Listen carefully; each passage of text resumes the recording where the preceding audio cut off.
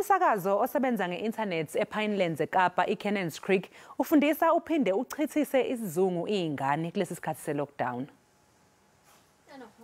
Uthanaka Jophetho neminyaka eshagalolunye ubalo nabasakazi abalishumi balomsakazo otholakala kuCannons Creek Radio.co.za.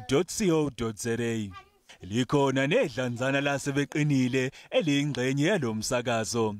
Iningi lezinhlelo ziqoshiwe kepha uhlelo lwasekuseni kanye nezantambama kusakazwa bukhoma.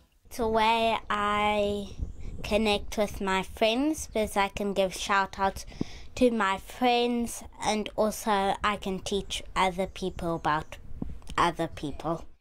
Umphathi steshi unina kaThanaka uWendi kanti le steshi sasakazo kokuqala ngqa ngoNdasa wanyakenye.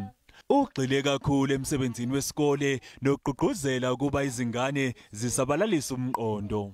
It's not only about getting fantastic marks and being able to get into university. Of course, those things are incredibly important, but they need to be able to function. They need to be able to go to interviews and present themselves.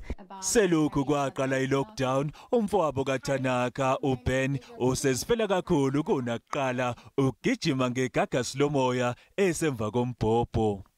So that we don't feel lonely and so that we can enjoy ourselves.